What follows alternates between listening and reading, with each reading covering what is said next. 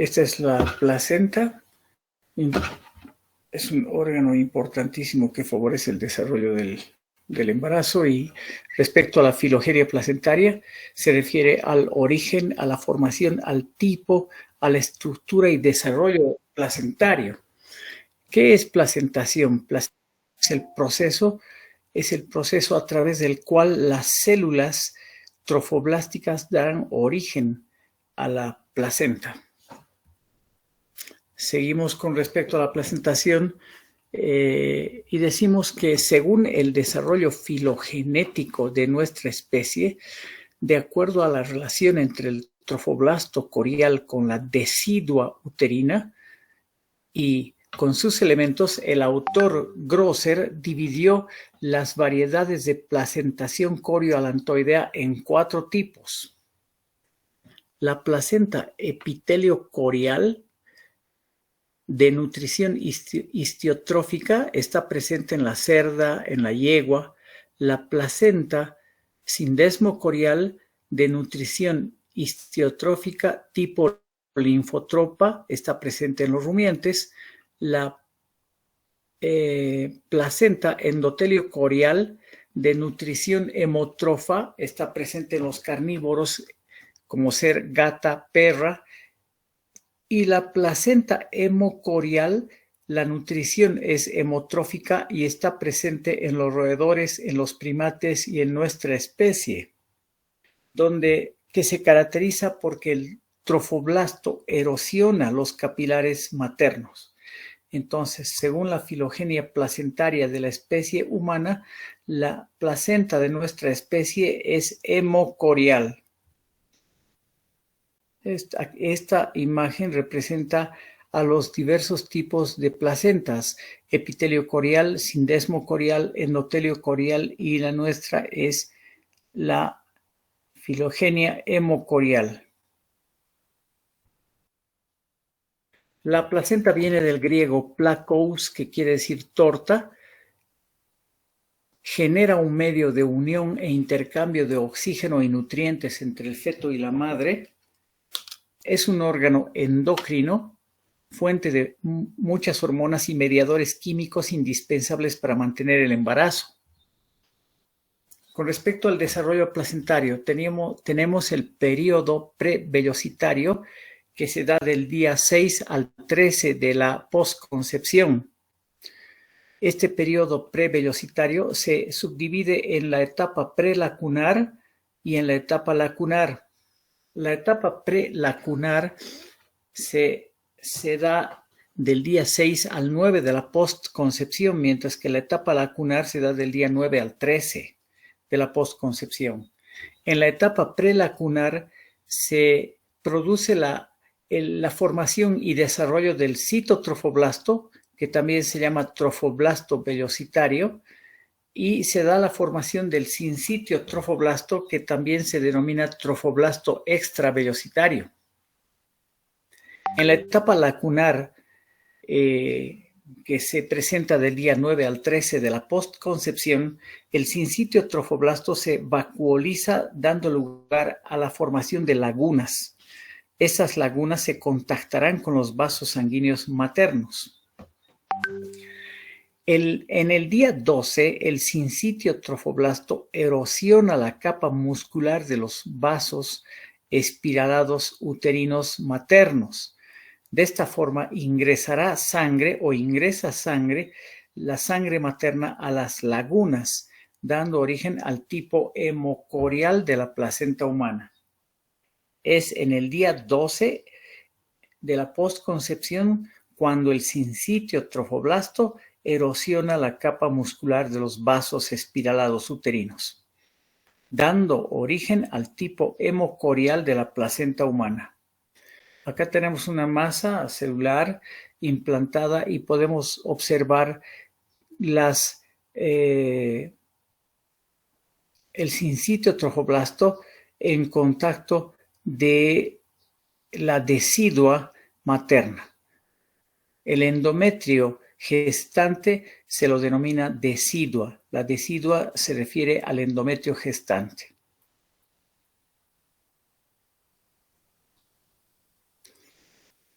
Ahora veamos el periodo vellocitario que se da a partir del día 13 de la postconcepción. El citotrofoblasto penetra en el sincitio trofoblasto constituyendo las vellosidades coriales primarias. Hacia el día 17 al 20, las vellosidades coriales son invadidas por mesodermo extraembrionario y dará origen a las vellosidades coriales secundarias.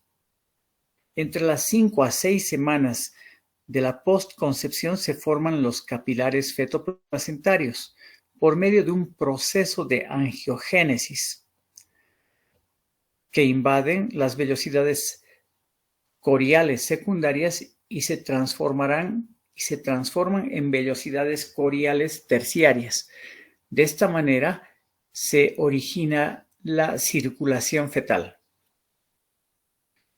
Estas son las vellosidades coriales primarias constituidas por el citotrofoblasto y que invaden al sincitio trofoblasto, el cual se encuentra en la periferia.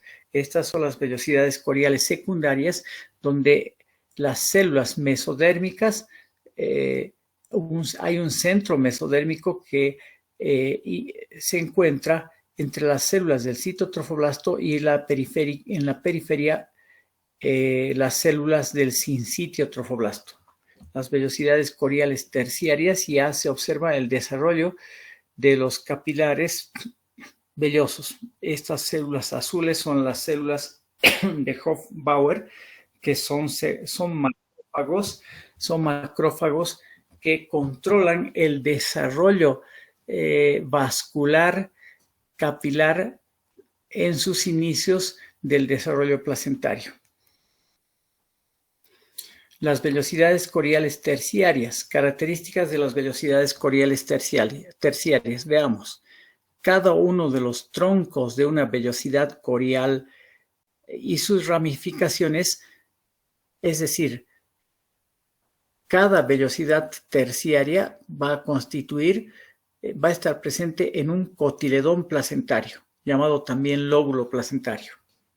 Cada cotiledón placentario va a estar irrigado a su vez por una arteria y una vena. La relación arteria-vena-cotiledón es de 1-1-1. Una arteria, una vena y una vellosidad terciaria con sus ramificaciones estarán presentes en un cotiledón. Con respecto a la anatomía de la placenta, decimos que tiene forma discoidea con un diámetro de 20 a 25 centímetros, un grosor de 3 a 5 centímetros, su consistencia es blanda y presenta dos caras, la cara fetal y la cara materna. La cara fetal es de color gris brillante, en la cual se inserta el cordón umbilical, que a su vez posee entre 50 a 60 centímetros de longitud. En el cordón umbilical está presente dos arterias y una vena. Los vasos están rodeados por la gelatina de Wharton. Es un tejido que protege a las arterias y a la vena. El cordón umbilical posee entre 20 a 40 torsiones espontáneas. Respecto a la cara materna de la placenta, es de color rojo vinoso y posee entre 10 a 38 cotiledones. Es muy variable. Respecto al peso, como promedio, una placenta pesa 500 gramos, como percentil 50, sin embargo, puede variar desde el percentil 10, 280 gramos, hasta el percentil 90, 700 gramos. Acá está la cara materna con los respectivos cotiledones, color rojo vinoso, y aquí tenemos la cara fetal de color gris brillante, por cuya superficie discurren los vasos coriónicos. Aquí se pueden ver tortuosos vasos coriónicos. Vamos a hablar de las membranas ovulares y decimos que forman con la placenta el saco que contiene el líquido amniótico y al feto, y al embrión y futuro feto. El trofoblasto que rodea al blastocisto, el blastocisto es el futuro embrión, consta de dos partes, una que corresponde al polo de implantación y otra que tapiza el resto de la circunferencia del huevo o blastocisto.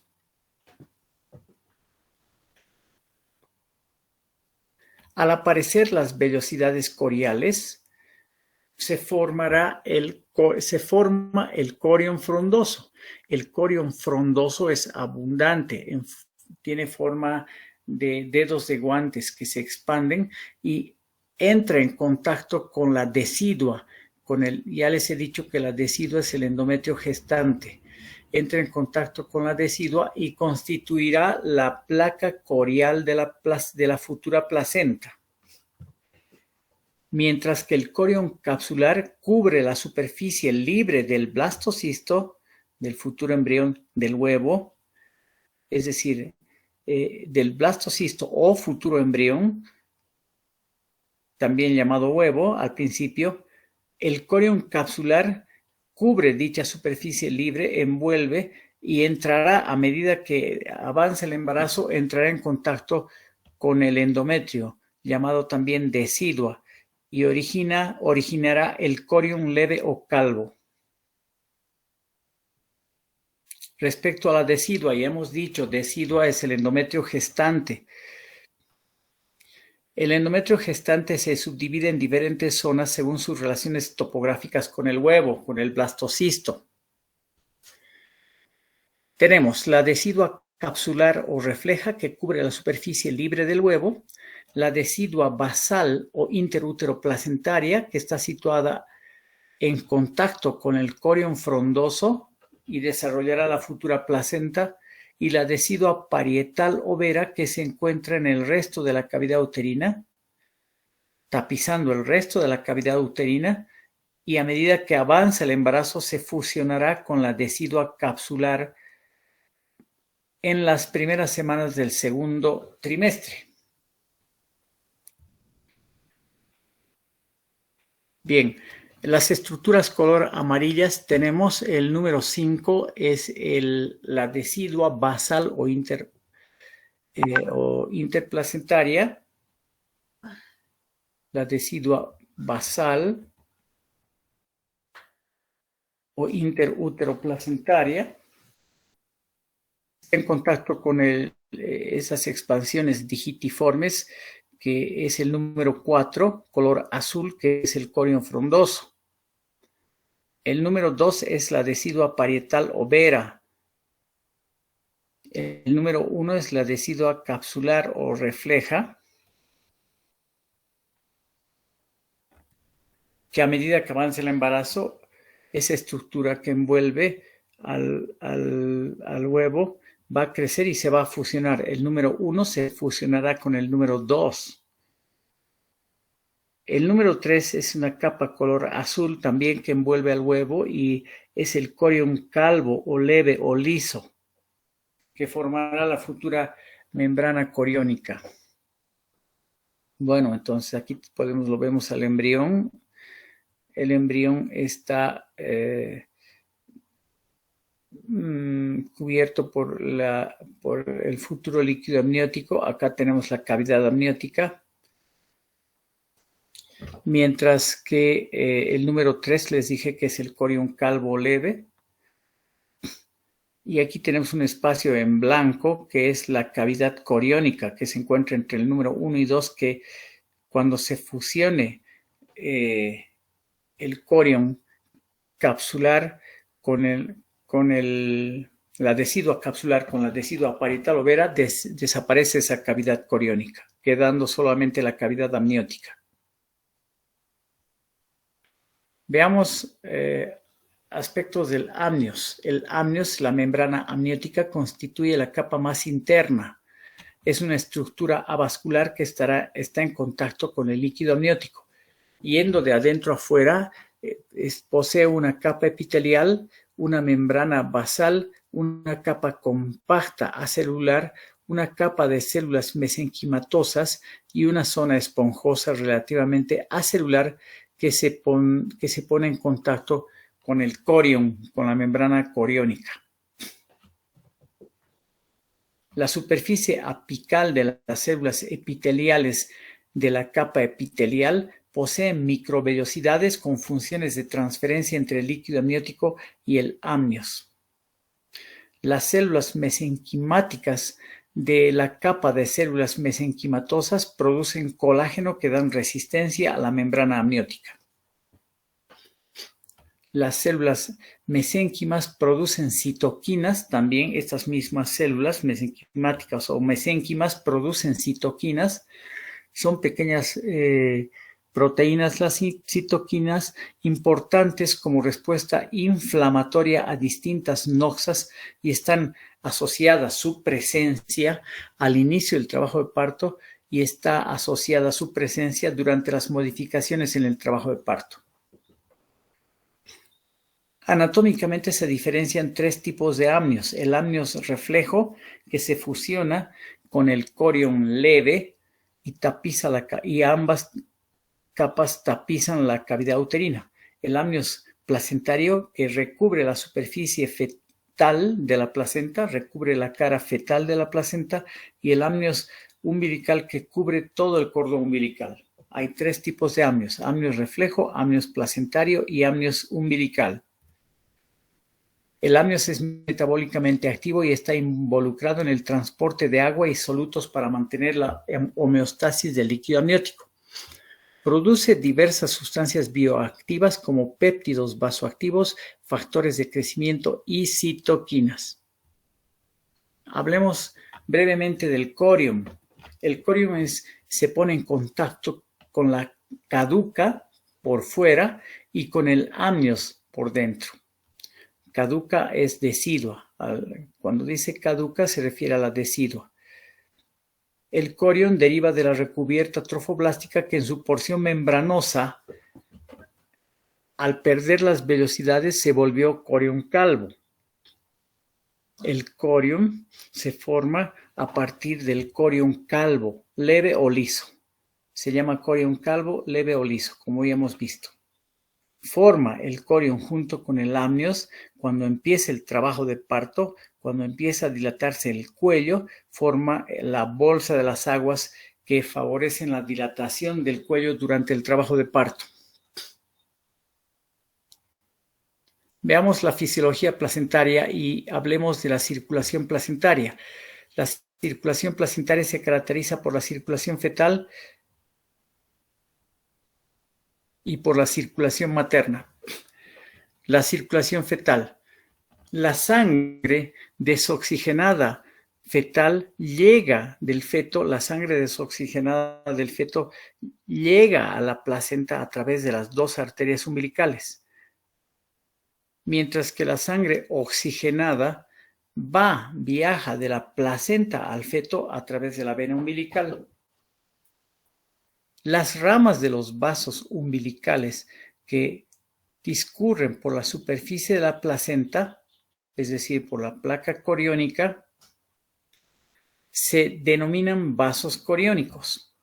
Esos vasos tortuosos que se ven en la cara fetal de la placenta. Las arterias troncales nacen de los vasos coriónicos y son ramas perpendiculares, son ramas perforantes de las arterias superficiales coriónicas y pasan a través de la placa coriónica. Cada arteria troncal irriga un cotiledón. Respecto a la circulación materna, decimos que la sangre materna ingresa a través de la placa basal al espacio intervelloso a chorros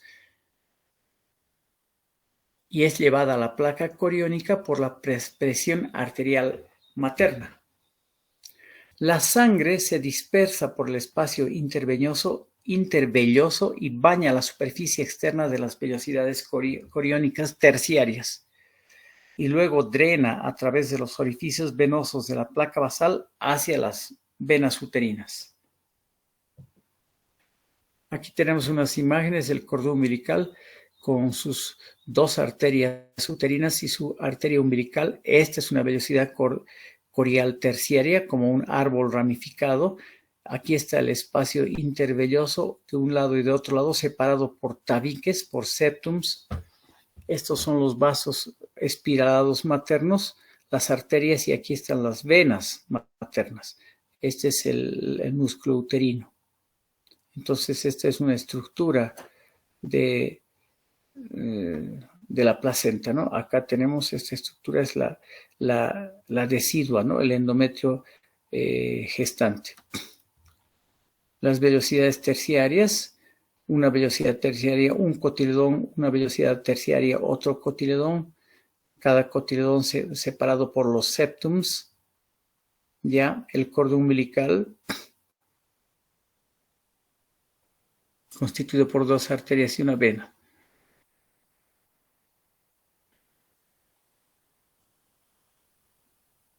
Bien.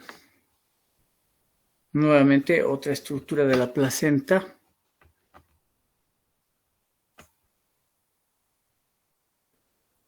Aquí se ven los cotiledones. En cada cotiledón están los espacios intervellosos. Estas arborificaciones son las velocidades coriónicas terciarias. Como verán, un cotiledón, una velocidad terciaria.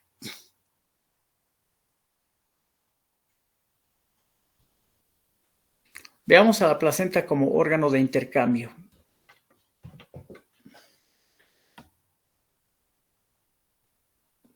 Se denomina a través de hay un término, barrera placentaria, ¿no?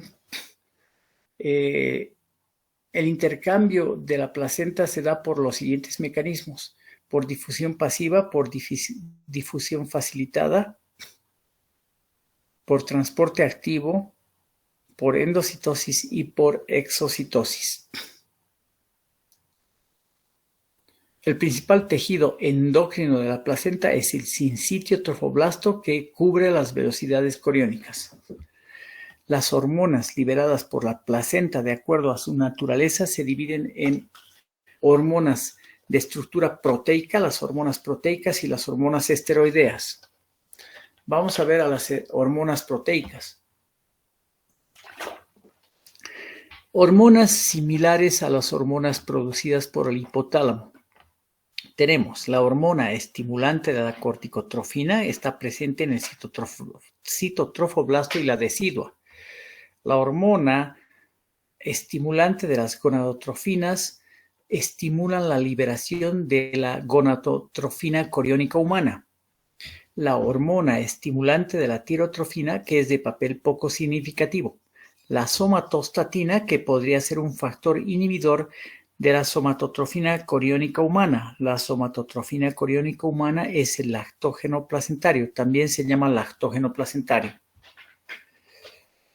Tenemos a las hormonas similares a las hormonas producidas en la pituitaria, en la hipófisis.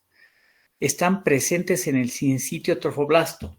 Tenemos la adenocorticotrofina u hormona adenocorticotrófica, que estimula el aumento del cortisol libre, y otras hormonas similares a las hormonas producidas en la hipófisis. Tenemos también la gonadotrofina coriónica humana, la tirotrofina coriónica humana y la somatotrofina coriónica humana, llamada también lactógeno placentario. Sigamos con las hormonas proteicas. Tenemos a los factores de crecimiento, están presentes en el sincitio trofoblasto. Tenemos a la inhibina activina, que inhiben y activan actuando sobre la hormona estimulante de la gonadotrofina, y actúan sobre la gonadotrofina coriónica humana. Número 2, el factor de crecimiento transformador TGF-beta. El factor de crecimiento transformador es un posible regulador de las interacciones entre el mesénquima y el epitelio. 3. El factor de crecimiento similar a la insulina tipo 1 y 2.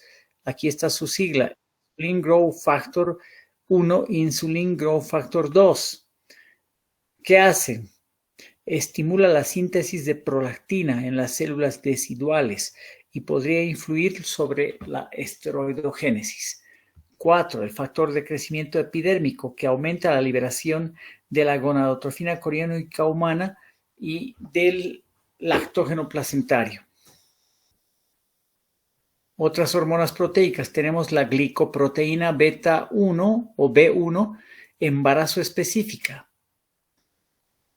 Está presente en el sincitio trofoblasto, es un potente inmunosupresor de proliferación de los linfocitos.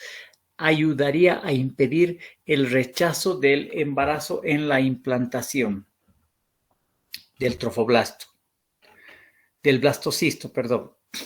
La proteína placentaria 5, PP5, está presente en el sincitio trofoblasto y sería un inhibidor de la coagulación sanguínea. La proteína plasmática asociada al embarazo o proteína del plasma asociado al embarazo, PAPPA, presente en el sincitio trofoblasto, tendría un papel inmunosupresor. La proteína plasmática asociada al embarazo es muy utilizada en la práctica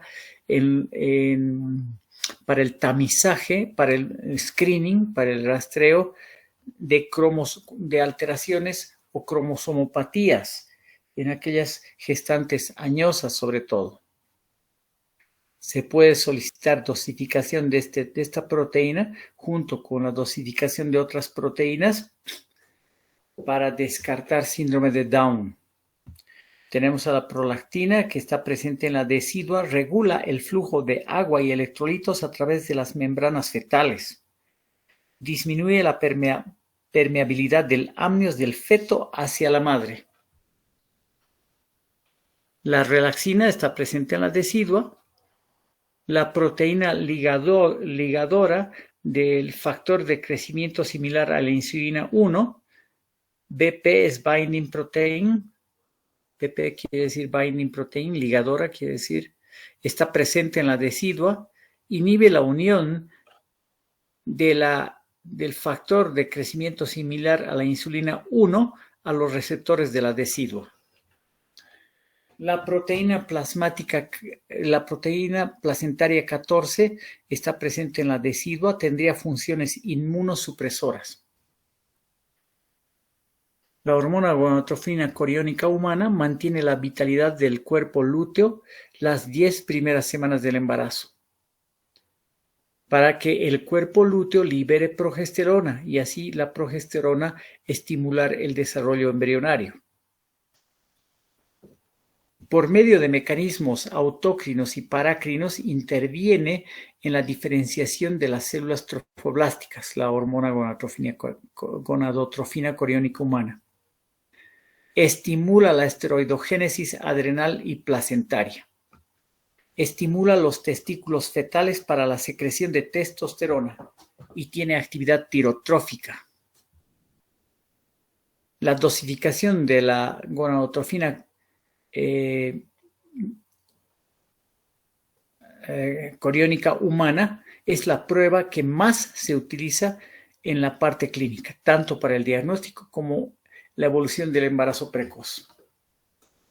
La gonadotrofina coriónica humana se solicita dosificación de esta en aquellos embarazos en que se sospecha que hay pérdida, que hay detención del desarrollo. Y como les decía hace unos minutos, también en las gestantes añosas se solicitan sus concentraciones junto con la proteína plasmática asociada al embarazo.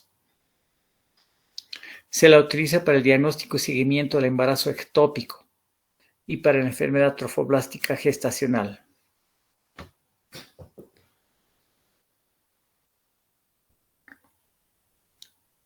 La somatotrofina coriónica, llamada también lactógeno placentario, somatotrofina coriónica humana, tiene bioactividad lactógena y similar a la hormona del crecimiento. Su producción aumenta gradualmente a partir de la segunda a tercera semana tras la fertilización del óvulo. Participaría en la lipólisis y aumento de los niveles de ácidos grasos libres circulantes como fuente de energía fetal. Tendría efecto antiinsulínico materno que proporcionaría catabolismo proteico y mayor sustrato de aminoácidos para el desarrollo y crecimiento del feto.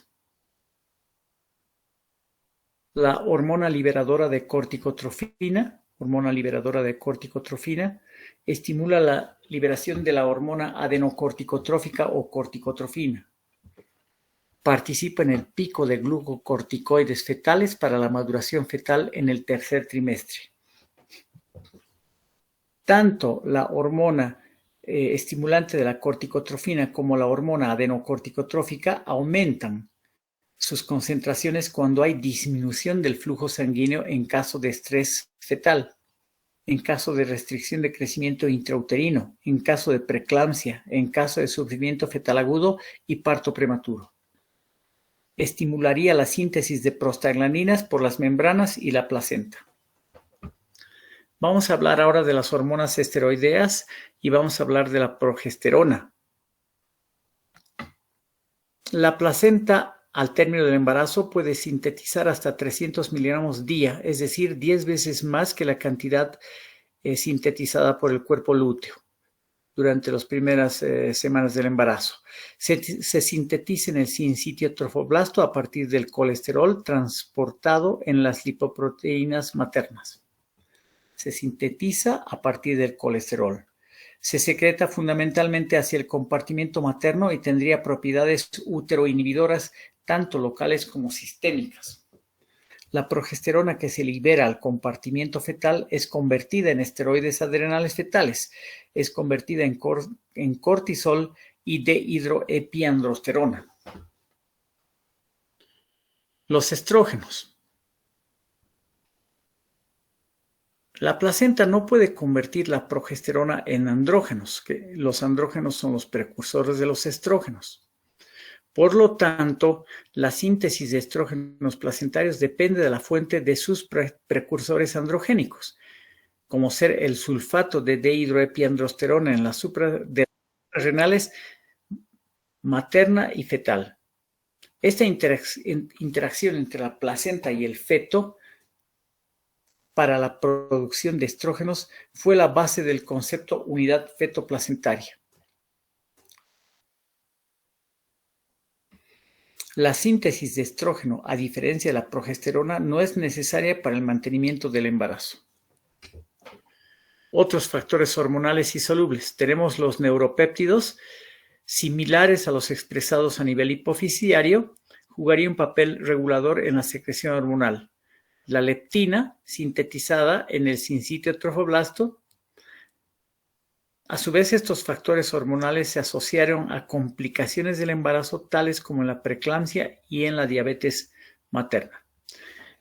Comentar que con el advenimiento de las herramientas de biología molecular se está mejorando la comprensión de mecanismos genéticos en el desarrollo de la placenta y su relación con el desarrollo embrionario. Bueno, aquí tengo la correlación de las abreviaturas. Esta es la última diapositiva. Estas son las hormonas que manifesté, que presenté, que están en la literatura y les va a ayudar a entender durante su estudio. Perfecto, esa es, acá tenemos la conclusión del tema efectuado y nos veríamos el próximo sábado a las 7 de la mañana. Voy a avisar con debido tiempo a Kedi y al grupo grande.